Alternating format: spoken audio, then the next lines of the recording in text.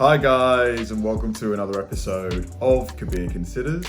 In this video, I'm going to react to Police Academy Taser and Pepper Spray training. Now, this is going to be fun to watch. I imagine that Police Academy cadets, or whatever they're referred to, this must be a part of training that they dread. Nobody wants to get tased or pepper sprayed, but I imagine that they do this so that when the police officers use it on people, civilians or criminals, they understand the stresses, the pain, the agony that person is going to be, that individual is going to be inflicted with. So it kind of gives them a broader understanding of what they are about to do. So yeah, this should be a real fun one. So let's do it. Ooh. That pop sound of a taser being fired and the inevitable cries of pain that followed from the recruits of the Frederick Police Department's Academy marks their 8th week of training. It was just prior to Thanksgiving, and the recruits of Academy Class 59 underwent certification for both using a taser and pepper spray, which included not just testing, but also being exposed to both. One by one, they stepped forward to take their turn on the mat, held by two peers who would guide their seizing bodies to the floor as they received 5 seconds of electricity delivered by 2 probes shot into their back or leg. So what we try to do during the training is we try to give them different types of situations and probe placement hits and to see how effective or ineffective they are.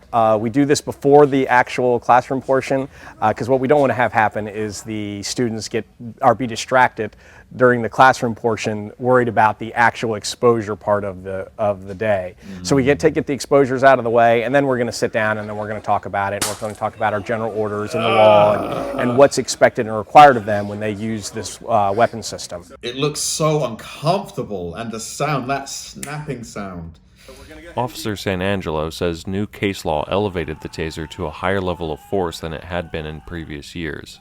That guy's, he's having the time of his life inflicting pain. Right now, the level of force is considered somewhere between impact and deadly force when we talk about that. So what we teach is we limit the use of the taser to those subjects who are an active threat to the officer. Okay? So we're not going to use it on passive resistance. If somebody's just trying to run away to get away from us, we're not going to use the taser on them. What they're looking for, Sanangelo says, is neuromuscular incapacitation. That is, when the subject's muscles lock up and they can't continue to fight. The further apart the probes are when they hit, the more muscles are affected.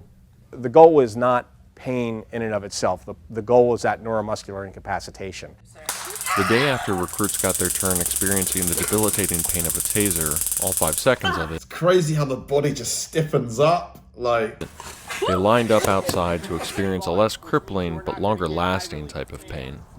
Recruits in the FPD Academy, regardless of which law enforcement agency they will ultimately work for, must also undergo direct exposure to a type of pepper spray called oleoresin capsicum, otherwise known as OC spray.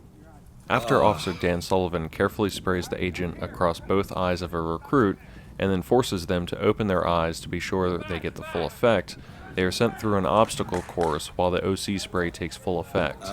Their first stop requires them to deploy their own pepper spray and spray a dummy across that. This is a great training element right here. It really, so that the officer doesn't just use it willy-nilly. Like, they understand what they're about to inflict. It's great. I think it's a great idea. Effigy's eyes. The next 2 stops had them performing knee kicks and elbow punches into the pads held by fellow recruits. Then, after repeatedly hitting another pad with a baton, they had to weave their way through a set of cones. Their final challenge was to force their eyes open so they could identify whether an instructor was wielding a fake gun or knife and then order him to drop it. Only after they successfully completed the course were they allowed to flush their eyes out with water from the garden hose. God. So the reason we OC expose our students to this and any other person who's certified to carry OC is, one, it reduces the usage of OC spray. It allows them to fight through it if they're exposed to OC spray. This allows them to understand what the suspect's going to experience, and allows them to experience the agent so that they know they can fight through the agent if they're exposed to it and continue to do their job. It's absolutely miserable. You get involuntary closure of the eyes, which are called blazospasms. The oleum capsicum is a regular pepper that's ground down into a fine powder. That powder / crystal gets in your eyes and it cuts off your lacrimal gland, or what I call your cry gland, which is where your tear ducts are. It dries out your eyes, so it causes that instantaneous blastospasms or the involuntary blinking of the eyes, so vision goes away immediately. The third effect caused by OC spray is to irritate the lungs, which, while not affecting the amount of oxygen one can take in, it can have the effect of inducing panic. It's unpleasant all the way that's around. horrible. Officers don't want to spray somebody because they don't want to be exposed to it. And the other thing is, like, I don't necessarily want to do that to somebody unless I absolutely have to, because they know how miserable it is. On this day, Peter McAdams, a recruit for the Frederick County Sheriff's Office, was exposed Damn, to you can see the irritation in the face and the skin. OC for the third time. He said it does not get easier with repeated exposure. It sucks no matter what.